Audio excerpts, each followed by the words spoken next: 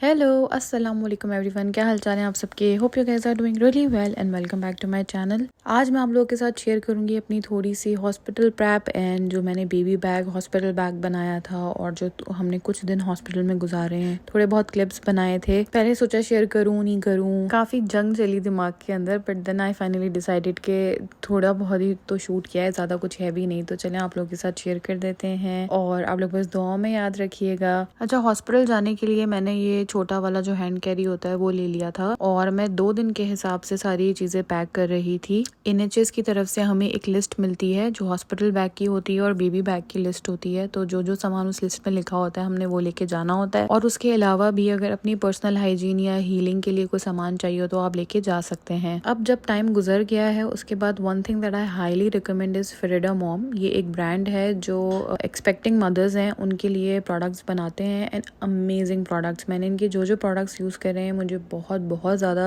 इससे आराम मिला है और मेरी हीलिंग में आसानी हुई है। कपड़ों में मैंने 2 अपने जो नॉर्मल घर में पहनने वाले कपड़े होते हैं वो रखे थे, एक ट्राउजर शर्ट थी और एक गाउन था। इसके अलावा मैंने 2 पजामा सेट्स रखे थे और जो पजामा सेट्स थे वो open button T shirt style के थे ताकि मुझे नर्सिंग में इजी रहे। इसके अलावा मैंने एक स्लीपर्स रखी थी जो वॉशरूम या हॉस्पिटल में यूज करने के लिए थी और एक मैंने अपनी नॉर्मल चप्पल जो मुझे वापस आने के लिए चाहिए थी वो रखी थी, क्योंकि मेरा प्लान ये था कि जो हॉस्पिटल वाली स्लीपर्स होंगी वो मैं वहीं डिस्कार्ड कर आऊंगी। वैसे तो यहाँ के हॉस्पिटल्स बहुत नीट एंड क्लीन होते हैं, बट स्टिल हॉस्पिटल एक ऐसी जगह है जहाँ पे डिफरेंट बैक्टीरियाज और इन्फेक्शंस होते हैं, इसलिए जितना ज्यादा आप एहतियात करें बेहतर है। तो जो मेरी पुरानी घर में पहनने वाली चप्पल थी वही मैंने रख ली थी, बस मैंने हॉस्पिटल में उसको जितने दिन रही यूज किया and then I discarded it. अच्छा, फ्रीडम मॉम को आप लोग खुद सर्च कर सकते हैं तो आप लोगों को पता चल जाएगा इनके कौन कौन से प्रोडक्ट्स होते हैं। मैंने इनके आइस जेल पैड्स यूज करे थे, बहुत सूदिंग होते हैं और मेरे स्टिचेस को इन्होंने बहुत ज्यादा जल्दी हील कर दिया था। इसके अलावा वन मोर थिंग जो मैं बहुत ज्यादा रिकमेंड करूंगी, मुझे मेरी फ्रेंड रिदा ने बताया था, दिस इज डर्मोप्लास्ट। ये पोस्टमार्टम स्प्रे होता है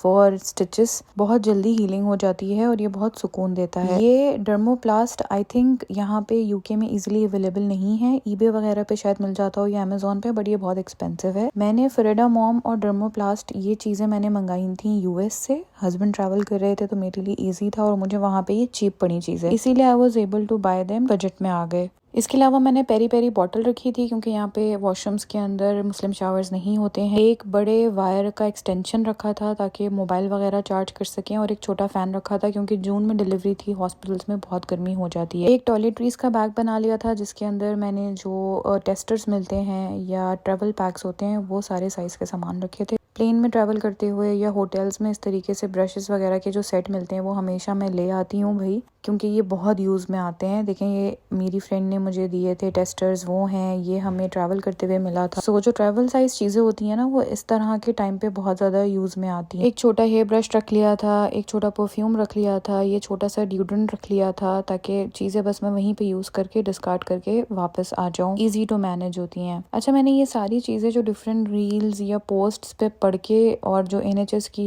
वेबसाइट है उस पर पढ़ के ये सारी चीज़ें मैंने एक लिस्ट बना के अरेंज करी थी। इसमें बहुत सारे लोग मेकअप भी कैरी करते हैं, अपने साथ मेकअप लेके जाते हैं, but honestly speaking that's too much for me. I am very self aware, मुझे अपना पता है, मुझे नहीं लगता था कि मैं वहाँ मेकअप करूँगी या मुझे होश भी होगा मेकअप का, इसलिए मैंने वो सब नहीं रखा। बट इट्स गुड, अगर आपको लगता है कि आप थोड़ा बहुत अपने आप को तैयार कर सकते हैं, घर वापस आते हुए थोड़ा टचअप वगैरह करना चाहते हैं तो आप थोड़ा बहुत मेकअप भी रख सकते हैं। और शायद बहुत सारे लोगों को लग रहा हो कि ये बहुत अननेसेसरी चीज़ें, बट ट्रस्ट मी ये सारी एक एक चीज़ जो इसमें वो इस्तेमाल हुई थी। इनफैक्ट हमें और सामान घर से लाना पड़ा था, हस्बैंड जाके और ज़्यादा सामान लेकर आए थे क्योंकि मैंने 2 दिन के हिसाब से पैकिंग करी थी और हमें हॉस्पिटल में 5-6 डेज रुकना पड़ा था बिकॉज इब्राहिम गॉट जॉइंडिस और उसकी वजह से फिर उन्होंने हमें रोक लिया था। सो फॉर 5-6 डेज ये सारा सामान कम पड़ा था, लाइक कपड़े वगैरह हमें कम पड़े थे, तो फिर हम बाद में मैंने दोबारा मंगाए थे समीट से। ऑल्सो जो भी ये हीलिंग का सामान है फ्रीडम मॉम वगैरह का, इसके बगैर भी गुजारा हो जाता है और लोग अच्छे से हील कर जाते हैं। बट क्योंकि यहाँ पे हमारे पास और कोई हेल्प तो है नहीं, हमें अगले दिन से ही काम पे लगना है, सब कुछ खुद करना है, तो अगर इस तरह की चीजों से अगर थोड़ी बहुत आपको सपोर्ट मिल सकती है, आपकी हीलिंग में आपको सुकून दे सकता है, आप जल्दी रिकवर कर सकते हैं, तो आई थिंक इस पे इन्वेस्ट करना चाहिए। ये बेबी बैग हमने अमेजोन से लिया था, बहुत इजीली अवेलेबल है। इसमें और भी बहुत सारे प्रिंट्स और कलर्स हैं बट हमने न्यूट्रल कलर प्रेफर किया था। मैं इन सारी चीजों के लिंक डिस्क्रिप्शन बॉक्स में डाल दूंगी, जो मैंने जहाँ से लिया है, एटलीस्ट जितने लिंक्स मैं प्रोवाइड कर सकी मैं कर दूंगी। अच्छा जी, बेबी बैग के लिए वही सारा सामान जो सब लेके जाते हैं, कुछ आउटफिट्स मैंने न्यू बॉर्न साइज के रखे थे, कुछ आउटफिट्स मैंने 0 to 3 साइज के रखे थे। बट मुझे ऐसा लगता है कि न्यू बॉर्न साइज इनफ होता है। लाइक अगर 8 पाउंड्स का भी बेबी है तो वो न्यू बॉर्न उसके लिए थोड़ा बड़ा ही होता है। फिर भी एहतियाती तौर पे आप दोनों साइज रख लीजिए। मुस्लिन्स रख लिए थे, बिप रख लिए थे, सॉडल्स रख लिए थे, ब्लैंकेट रख लिया था, सॉक्स, मिटन, कैप्स, जो चीजें हमें NHS की वेबसाइट पे या जो मुझे रिसर्च करके पता चली थी वो सब मैं लेकर गई थी फॉर द सेफ साइड। और हर चीज के मैंने डिफरेंट ट्रांसपेरेंट बैग्स बना के उनके ऊपर लेबलिंग कर दी थी, सो दैट अगर मैं नहीं हूँ, मिडवाइफ चीजें निकाल रही हैं या हस्बैंड ढूंढ रहे हैं, मैं नहीं हूँ इस काबिल के बच्चे के सामान देख सकूं, तो वो इजीली उनको चीजें मिल जाएं। सिमिलरली मैंने एक फीडर और एक पेसिफायर रख लिया था जस्ट इन केस अगर वहां पे जरूरत पड़े, बट हमने ये दोनों चीजें यूज नहीं करी थी। ऑल्सो मैंने अपनी मिडवाइफ से पूछ लिया था, ये सब हम स्टरलाइज करके नहीं गए थे क्योंकि ये बैग में जाएगा,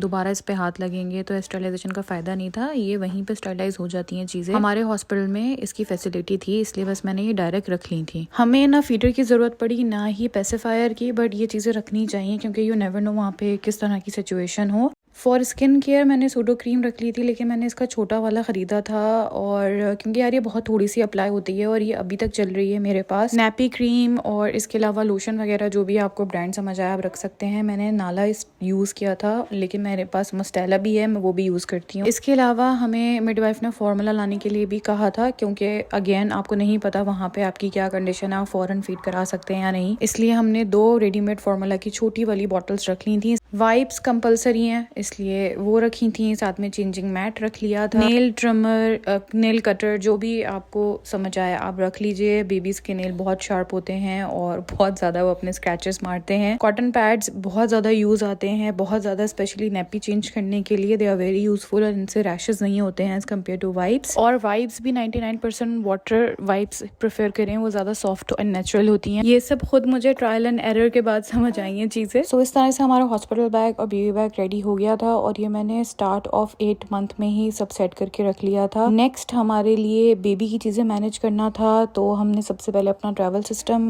अलाइन करा, उसको समझा क्या क्या ऑप्शंस हैं, हम क्या क्या यूज कर सकते हैं। मुझे कमेंट भी आया था, किसी ने पूछा था अबाउट प्रैम, तो हमने एक साथ पूरा ट्रैवल सिस्टम खरीद लिया था जिसमें कार सीट थी, प्रैम थी, और इसके अलावा जो बेसिनेट होती है वो भी थी, और ये नूना ब्रांड का है, हमें बहुत अच्छी डील मिल गई थी। इसके अलावा जोई भी एक अच्छा ब्रांड है, बट हम कंफ्यूज थे बिटवीन नूना एंड बगाबू, तो हमें समझ नहीं आ रहा था दोनों में से कौन सा लें, but finally we went with Nuna, और अभी तक का हमारा एक्सपीरियंस एक्सीलेंट है। ये बहुत लाइट वेट है, अमेजिंग फीचर्स हैं इसके, और बहुत कंफर्टेबल है। इसको ऑपरेट करना बहुत ही सिंपल है, कोई ज़्यादा साइंस नहीं है, इजीली हर चीज़ अरेंज हो जाती है। इसके पार्ट्स को अटैच करना, डिटैच करना सब बहुत इजी है। इसका मनूवर बहुत ही अच्छा है, इजीली हर जगह मूव हो जाती है, और सबसे बढ़कर सेफ्टी देखनी चाहिए। आप जब भी कभी किसी स्ट्रॉलर या कार सीट में इन्वेस्ट करें, सो मेक श्योर कि बेबी के लिए वो बहुत सेफ एंड सिक्योर हो। हर किसी की अपनी अलग प्रेफरेंस होती है, तो आप एक लिस्ट बना लीजिए आपके लिए क्या क्या चीज़ें इंपॉर्टेंट हैं, क्या क्या चीज़ें प्रायोरिटी पे हैं, और फिर उस हिसाब से एक अच्छे ट्रैवल सिस्टम पे इन्वेस्ट करें। एक सजेशन जो मैं यहाँ देना चाहूंगी, बेशक आप क्लोथिंग या और चीजों के ऊपर फिर भी कॉम्प्रोमाइज कर लें या बजटिंग कर लें, बट ट्रैवल सिस्टम हमेशा अच्छा लें। यहाँ पे बहुत ज्यादा वॉक करनी पड़ती है, ग्रोसरी वगैरह का काम है, बच्चा आप ऐसे किसी के पास छोड़ के नहीं जा सकते, you have to take your child everywhere with you. फिर वॉक करने जाना होता है, तो इसलिए बहुत ज्यादा इस्तेमाल में आती हैं ये सारी चीज। बगैर कार सीट के आप हॉस्पिटल से बेबी ले जा ही नहीं सकते हैं ना, आपको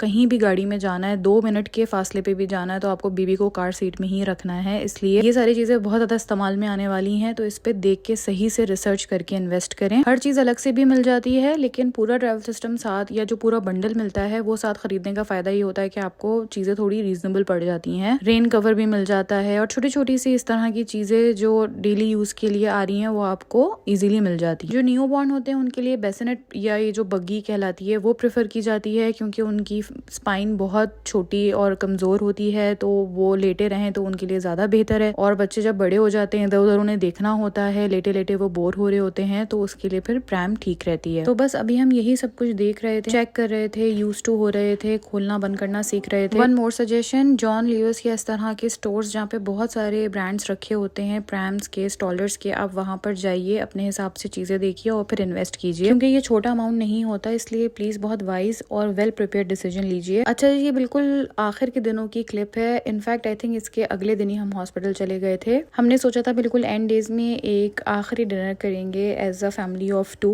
एज अ कपल। वैसे तो बड़ा हमने फैंसी सा डिनर प्लान किया था, सब रिजर्वेशन भी करा ली थी, बट मैं इतनी इरिटेटेड और उलझन में चल रही थी, मुझे बस अपना कंफर्ट फूड चाहिए था और मुझे नैंडोज की बहुत क्रेविंग हो रही थी। तो मैं जिद करके नैंडोज ही ले आई और हमने अच्छा सा टाइम स्पेंड साथ किया। और अच्छा ही हुआ कि हम चले गए, क्योंकि उसके अगले दिन ही हमें हॉस्पिटल जाना पड़ा था। और this is the room, labour room, जहाँ पे हमारे इब्राहिम इस दुनिया में आए थे। ये आई गेस सुबह का टाइम है। हम रात अराउंड 11 साढ़े 11 के करीब हॉस्पिटल गए थे और अभी ये शायद 3-4 बजे का टाइम होगा। मुझे कुछ भी सही से याद नहीं है, बस इतना पता है कि मुझे इस वक्त पेन रिलीफ दिया गया था, इसलिए मैं थोड़े सेंसेस में थी। तो मैंने हमारी मेमोरीज के लिए थोड़े से क्लिप्स बना लिए थे। और मियाँ जी भी बिल्कुल एग्जॉस्ट होके पड़े हुए थे। अच्छा, ये एक सोफा कम बेड हर रूम में होता है लेबर रूम में आपके पार्टनर के लिए। एंड यस, यहाँ पे पार्टनर आपके साथ होते हैं और पार्टनर के अलावा भी एक बंदा आपके साथ हो सकता है, यानी कि टोटल 2 मेंबर्स आपके साथ हो सकते हैं during the entire delivery. Like अगर आप में से कोई प्लान कर रहा है अपनी मदर या मदर इन लॉ को बुलाने के लिए, तो वो भी आपके साथ हो सकते हैं। अच्छा जी, this is the next day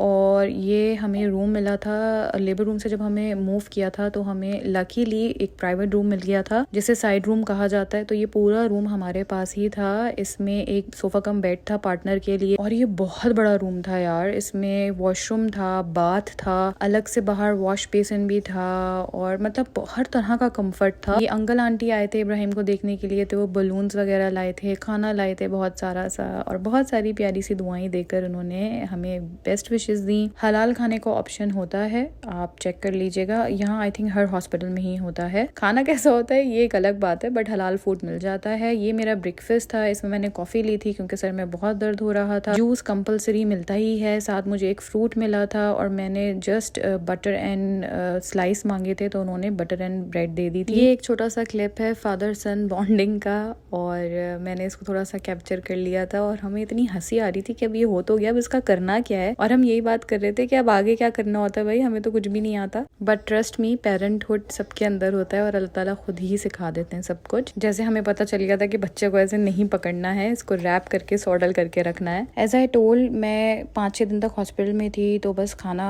खा खा के हॉस्पिटल का मैं पक गई थी। अंकल आंटी बहुत अच्छे हैं, उन्होंने 2 से 3 दफा हमें खाना प्रोवाइड किया, बट मुझे कुछ बाहर का खाने का दिल चाह रहा था, तो आज हमने नाश्ता नॉन स्टॉप से मंगाया था और कीमा नान मंगाए थे, साथ एक एग मंगा लिया था क्योंकि मुझे प्रोटीन खाना था लाजमी। अच्छा, इससे पहले कि मुझे बहुत सारे लोग पूछें कि ये प्राइवेट रूम आपको कैसे मिला, क्योंकि यूजुअली यहाँ पे जो 4 बेड्स रूम होते हैं उसमें ट्रांसफर करते हैं लेबर के बाद। सो मैं क्लैरिफाई कर दूं कि मुझे एक ब्लड इन्फेक्शन हो गया था, उसकी वजह से, और उनके पास रूम अवेलेबल था, तो इसलिए उन्होंने हमें ये वाला रूम दे दिया था। We just got lucky. ये कसम से किस्मत पे होता है। वैसे कुछ हॉस्पिटल्स में पे का ऑप्शन होता है, आप पे करके ये रूम ले सकते हैं। हम जिस हॉस्पिटल में थे वहाँ पे ये ऑप्शन नहीं था पे करने वाला। अगर रूम अवेलेबल होगा, आपकी किस्मत होगी, तो आपको साइड रूम मिल जाएगा। एंड अल्लाह मेहरबान थे, वी जस्ट गॉट इट। वरना 5-6 दिन तक हमें नॉर्मल 4 बेड वाले रूम्स में ही रहना पड़ता, जिसमें हस्बैंड भी मेरे साथ रात में नहीं रुक पाते, क्योंकि उसमें आपके साथ 3 और फीमेल्स और बेबीज होते हैं। इसके अलावा मेरी केयर कैसी हुई, मेरा NHS का एक्सपीरियंस कैसा रहा, क्योंकि ये बहुत कंट्रोवर्शियल टॉपिक है। यूके में बेबी बर्थ का कैसा एक्सपीरियंस था, अगर आप लोग जानना चाहते हैं तो बताइएगा। इसके बारे में थोड़ा सा आप लोगों को गाइड कर दूंगी, अननेसेसरी लेक्चर्स में भी नहीं दूंगी। If you guys are interested, do let me know. अच्छा जी, फाइनली छठे दिन हमारी जान छूटी थी हॉस्पिटल से और अब हम अपने घर जा रहे थे थैंकफुली। और बहुत मिक्स्ड सी फीलिंग्स थी। 2 बंदे आते हैं हॉस्पिटल और 3 होकर जाते हैं, तो बड़ा अजीब सा कुछ लग रहा होता है। अल्हम्दुलिल्लाह, माशाल्लाह फॉर एवरीथिंग। अल्लाह ताला हर किसी को ये दिन दिखाए, हर किसी को ये खुशी दे, बार बार अता करे। हर वो शख्स जो क्रेव कर रहा है इस फीलिंग को, जो परेशान है, जिसकी ये दुआ बाकी है, अल्लाह ताला उन सब को नवाजें सेहतमंद तंदुरुस्त औलाद। प्लीज से a little prayer for Ibrahim और हमें अपनी दुआओं में याद रखिएगा। अल्लाहुम्मा बारिक ज़रूर बोलिएगा। बस इस व्लॉग को यहीं पे एंड करती हूँ, फिर मिलेंगे। अल्लाह हाफिज।